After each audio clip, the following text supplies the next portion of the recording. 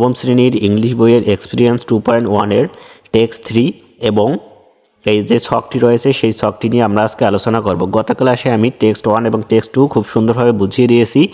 যারা এখনো ক্লাসটি করেনি তারা ডেসক্রিপশন বক্সে লিংক দেওয়া রয়েছে, সেখান থেকে করে নিতে পারো। তো আজকে আমরা text 3 endangered animals of Bangladesh, endangered animals of Bangladesh, বাংলাদেশের বিপন্ন প্রাণীসমূহ। ইনডেঞ্জার্ড মানে হচ্ছে বিপন্ন, অর্থাৎ যে সমস্ত প্রাণীগুলো বাংলাদেশ থেকে হারিয়ে যাচ্ছে বা খুব নিকটবর্তীতে হারিয়ে যাওয়ার সম্ভাবনা রয়েছে। অ্যানিমালস শব্দটির অর্থ হচ্ছে প্রাণী। তো এখন আমরা দেখি টেক্সটটিতে আমাদেরকে কি করতে বলা হয়েছে। আমরা শুরু করি। Wild life in Bangladesh is the major attraction for the tourism sector in the country. বাংলাদেশের বন্যপ্রাণী হচ্ছে পর্যটন শিল্পের একটি প্রধান আকর্ষণ।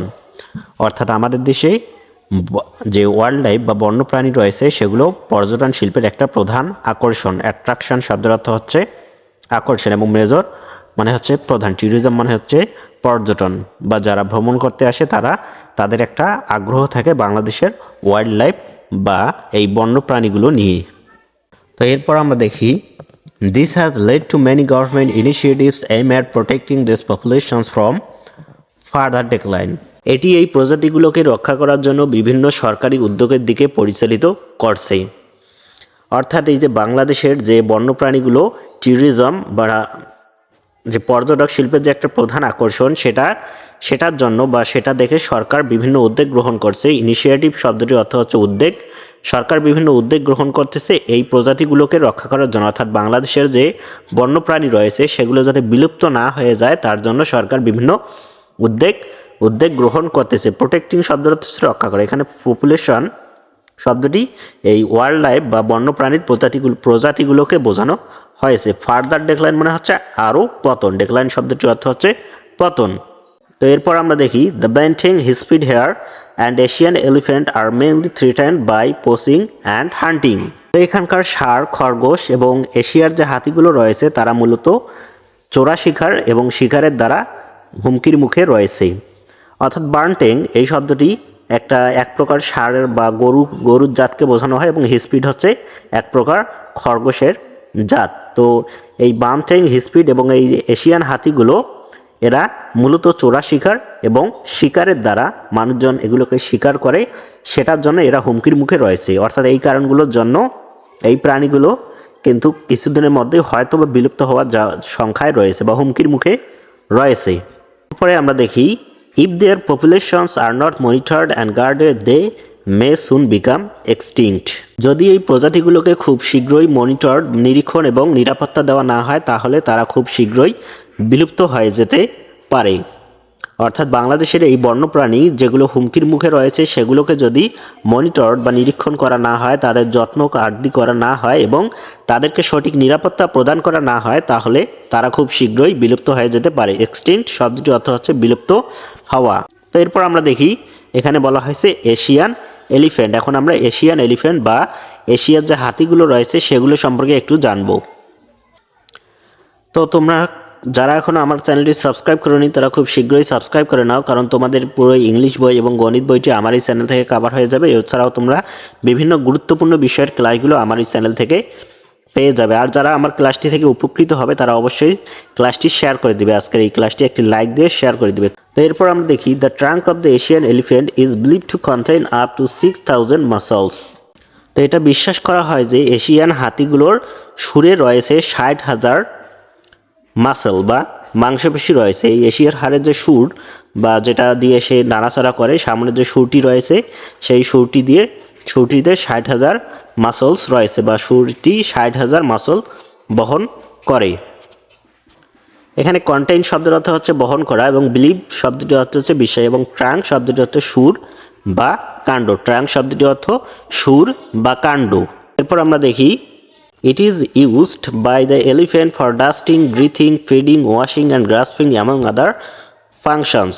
তো এটার অর্থ হচ্ছে হাতিরা তাদের এই সুরটি ব্যবহার করে নোংরা পরিষ্কার করার জন্য, ব্রিথিং অর্থাৎ শ্বাস নেওয়ার জন্য, খাওয়ার জন্য, পরিষ্কার করার জন্য এবং অন্য আরও বিভিন্ন কার্যক্রম সম্পূর্ণ করার জন্য তারা তাদের এই সুরটিকে ব্যবহার করে। হাতিরা তাদের যে সুরটি রয়েছে সেটা হচ্ছে নোংরা পরিষ্কারের জন্য, গা ধোয়ার জন্য বা শ্বাস প্রশ্বাস এবং খাওয়ার জন্য এবং এছাড়াও আরও কিছু কাজের জন্য তারা তাদের এই সুরটি ব্যবহার করে থাকে।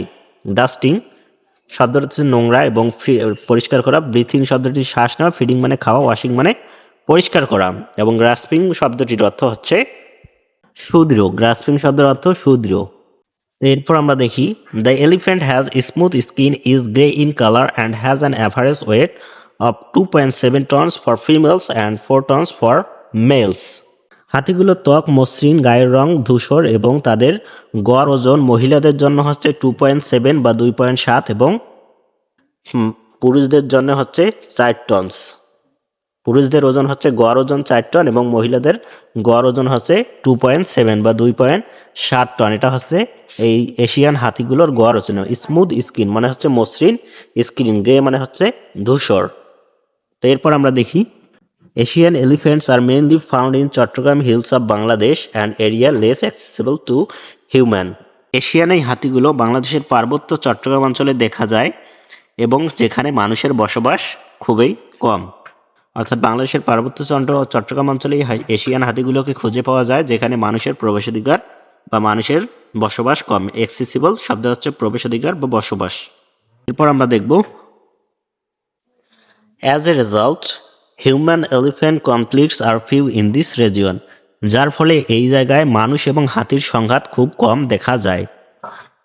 কনফ্লিক্টস মানে হচ্ছে দ্বন্দ্ব বা সংঘাত। মানুষ এবং হাতির যে সংঘাত বা মানুষ যে এখানে চোরা শিকার করে বা হাতিকে শিকার করে সেটা খুবই এই জায়গায় কম দেখা যায়। রেজিয়ন মানে হচ্ছে অঞ্চল, অর্থাৎ এই জায়গায় সেটা কম হয়। তার কারণ হচ্ছে এশিয়ান হাতিগুলো যে বিলুপ্ত হচ্ছে সেটা কিন্তু মানুষের চোরা শিকার এবং মানুষের শিকারের জন্যই।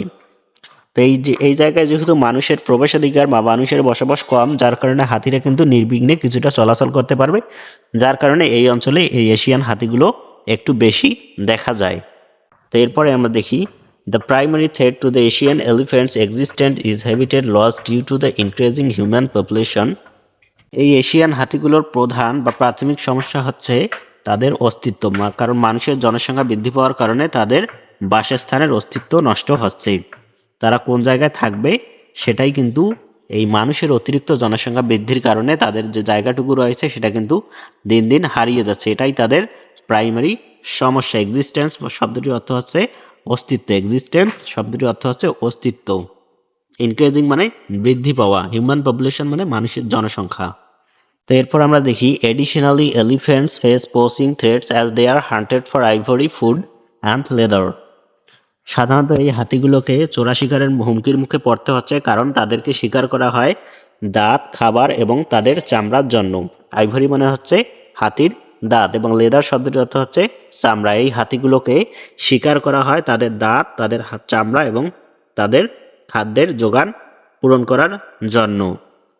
তো এখানে আমরা এই বাংলাদেশের প্রাণী এবং এশিয়ার যে হাতিগুলো বিলুপ্ত হওয়ার মুখে পড়ছে সেটা সম্পর্কে একটু জানলাম। তারা কেন শিকার হচ্ছে, তাদেরকে কি কারণে শিকার করা হচ্ছে এবং কি কারণে তারা হুমকির মুখে পড়ে যাচ্ছে। আমরা দেখলাম যে বাংলাদেশের জনসংখ্যা বৃদ্ধির কারণে তাদের যে অস্তিত্ব বা তাদের যে বাসস্থান রয়েছে সেটা হুমকির মুখে পড়তেছে এবং তাদের দাঁত, চামড়া এবং তাদের খাবার গ্রহণ করার জন্য তাদেরকে শিকার করা হচ্ছে।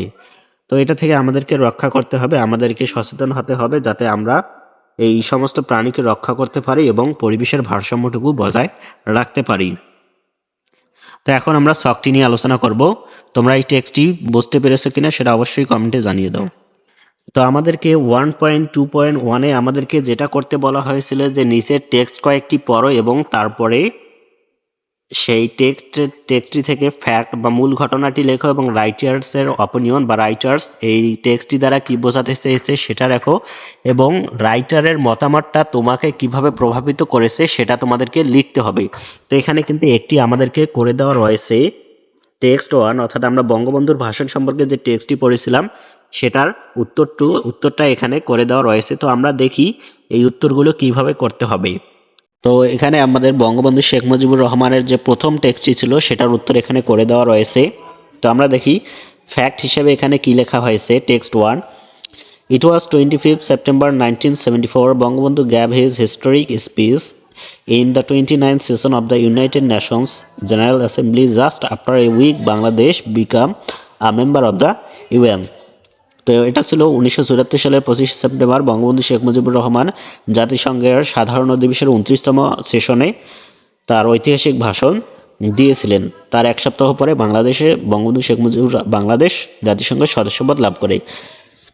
তো জাতিসংঘে প্রথমবারের মতন ভাষণ দিয়েছিলেন বঙ্গবন্ধু শেখ মুজিবুর রহমান এবং বাংলাদেশ তার এক সপ্তাহ পরে সদস্যপদ লাভ করে। এটাই মূলত এই টেক্সটির মূল ঘটনা, অর্থাৎ আমরা জানতে পারলাম এই টেক্সটে বঙ্গবন্ধু শেখ মুজিবুর রহমান প্রথম বাঙালি হিসেবে জাতিসংঘে ভাষণ দিয়েছিলেন এবং বাংলাদেশ সদস্যপদ লাভ করেছিল জাতিসংঘেই। তো এখানে writer's opinion regarding the text, এই টেক্সটের সম্পর্কে রাইটারের মতামত কি হতে পারে সেটা এখানে দিয়েছে।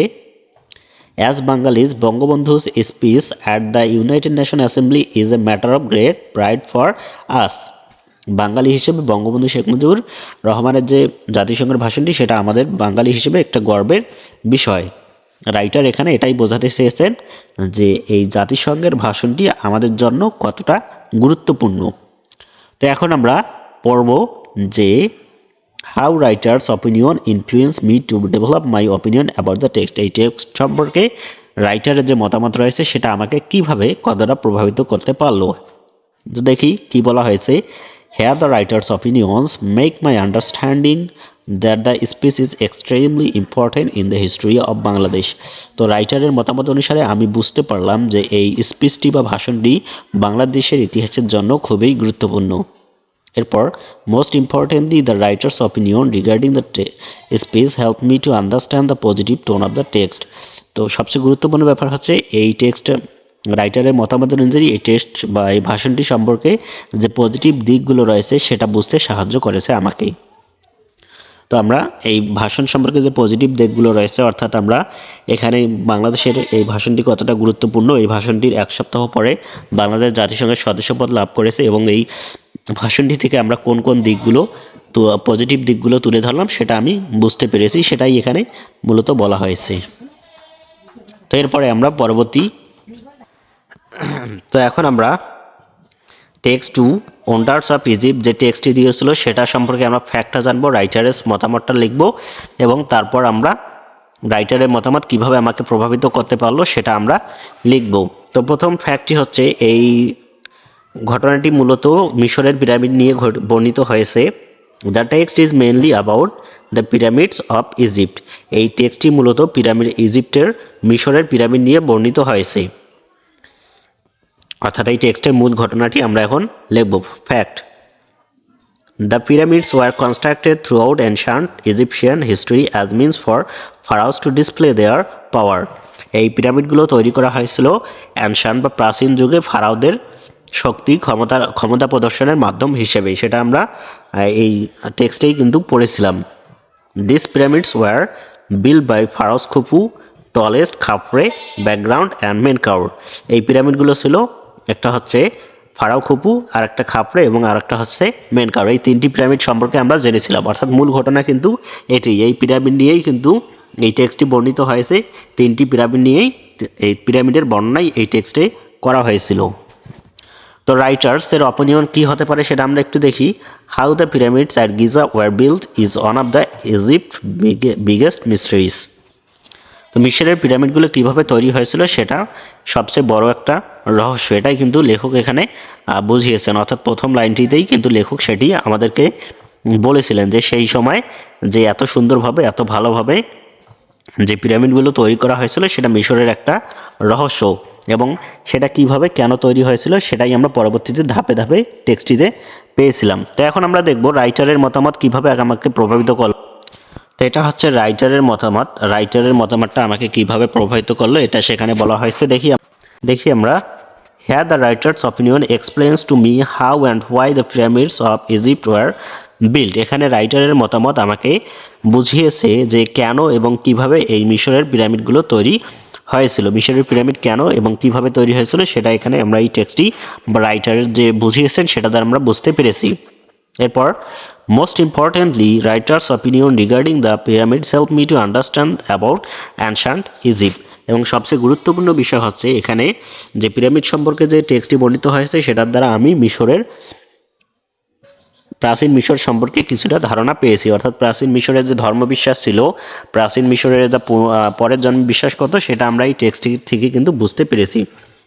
সেই টেক্সটটি কিন্তু আমি গত ক্লাসে খুব সুন্দরভাবে বুঝিয়ে দিয়েছিলাম। যারা এখনও গত ক্লাসটি করেনি তার ডেসক্রিপশন বক্সের লিঙ্ক থেকে ক্লাসটি করে নিবে। আজকের ক্লাসটি বুঝতে পারতেছো কিনা সেটা অবশ্যই কমেন্টে জানিয়ে দাও। আর যদি পেরে থাকো তাহলে অবশ্যই একটি লাইক দিয়ে তোমাদের বন্ধুদের কাছে শেয়ার করে দিবে। তো এখন আমরা টেক্সট 3 সম্পর্কে জানবো। তো এটা হচ্ছে টেক্সট 3তে আমাদেরকে একটা ইনডেঞ্জার্ড অ্যানিমেল ইন বাংলাদেশের বিপন্ন প্রাণীগুলো সম্পর্কে আমরা একটু আগেই পড়লাম, যেটা তোমরা হয়তোবা এতক্ষণ পড়েছো। সেটা সম্পর্কে আমরা এখন লিখবো। এখানের ফ্যাক্ট বা মূল ঘটনাটি, তারপর আমরা রাইটারের মতামত, এবং তারপর আমরা জানবো যে এখানে রাইটারের মতামতটা কিভাবে আমাকে প্রভাবিত করেছে। তো আজকের ক্লাসটি সম্পর্কে তোমাদের কোনো মতামত থাকলে সেটা অবশ্যই কমেন্টে জানিয়ে দাও। তো আমরা ফ্যাক্টটি দেখি। It is basically the endangered species of Bangladesh and Asian elephants who were danger of their existence due to the increasing human population. এটা মূলত বাংলাদেশের এবং এশিয়ান হাতির যে বিপন্ন প্রাণীগুলো রয়েছে তাদের নিয়ে বর্ণিত হয়েছে, যারা তাদের বাসস্থানের হুমকির মুখে রয়েছে। মানুষের জনসংখ্যা বৃদ্ধির কারণে তাদের বাসস্থান হুমকির মুখে রয়েছে। সেটাই কিন্তু আমরা টেক্সটটি থেকে জানলাম। টেক্সটটির মূল ঘটনা কিন্তু এটাই, যে বাংলাদেশের প্রাণী এবং এশিয়ান হাতিগুলো বিপন্ন অবস্থায় রয়েছে, সেটাই এই টেক্সটে বলা হয়েছে। Additionally, elephants face poaching threats আর they are hunted for ivory, food and leather. মূলত তারা চোরা শিকারের শিকার হচ্ছে, কারণ তাদের খাবার এবং তাদের চামড়ার জন্য। অর্থাৎ এই পশু পাখিরা বা এই হাতিগুলো তারা শিকার হচ্ছে খাবার, চামড়া এবং এই হাতির দাঁতের জন্য। এটাই মূলত মূল ঘটনা এই টেক্সটের। এখন আমরা রাইটারের মতামতটুকু জানবো। Wildlife in Bangladesh is the major attraction for the tourism sector. This has led many government initiatives aimed at protecting this population from further decline. বাংলাদেশের বন্যপ্রাণী পর্যটন শিল্পের একটা প্রধান আকর্ষণ, যেটা বিভিন্ন সরকারি উদ্যোগ গ্রহণে এই পশু পাখিগুলোকে রক্ষা করার জন্য বিভিন্ন সরকারি উদ্যোগ গ্রহণ করার জন্য পরিচালিত করছে। এটাই কিন্তু রাইটারের মতামত হিসেবে আমি এখানে লিখেছি, কারণ রাইটার কিন্তু এখানে বোঝাতে চেয়েছে যে এই পর্যটন শিল্পের জন্য এই পশু পাখিগুলো খুবই গুরুত্বপূর্ণ, যার কারণে সরকারকে আরও উদ্যোগ নিতে হবে এই পশু পাখিগুলোকে রক্ষা করার জন্য। তো এখন আমরা দেখব যে রাইটারের মতামতটা এই টেক্সট সম্পর্কে রাইটারের মতামতটা আমাকে কিভাবে প্রভাবিত করছে। তো দেখি, here the writer's opinion make me understand that the text is very important to know about the endangered animals of Bangladesh. এখানে রাইটার মতামতটা আমাকে বুঝতে সাহায্য করেছে যে এখানে যে বাংলাদেশের বিপন্ন প্রাণীগুলো সম্পর্কে জানতে আমাকে সাহায্য করেছে। Most importantly, the writer's opinion regarding the text helped me to understand the importance of animals in the world. তো সবচেয়ে গুরুত্বপূর্ণ বিষয়টা হচ্ছে যে রাইটারের মতামত এই টেক্সট সম্পর্কে আমাকে বুঝতে সাহায্য করেছে যে এই প্রাণীগুলো কতটা বিশ্বের জন্য কতটা গুরুত্বপূর্ণ, পরিবেশ রক্ষার জন্য বা এই বিশ্বের যে পর্যটন শিল্প বৃদ্ধির জন্য এটা কতটা গুরুত্বপূর্ণ সেটা বুঝতে আমাকে সাহায্য করেছে। এটাই হচ্ছে রাইটারের মতামত। তো আজকের ক্লাসটি এই পর্যন্ত। তোমরা বুঝতে পেরেছো কিনা সেটা অবশ্যই কমেন্টে জানিয়ে দাও, আর বুঝতে কোনো অসুবিধা হলে সেটাও কমেন্টে জানিয়ে দাও। আমি পরবর্তীতে আরও ভালো করে বোঝানোর চেষ্টা করব।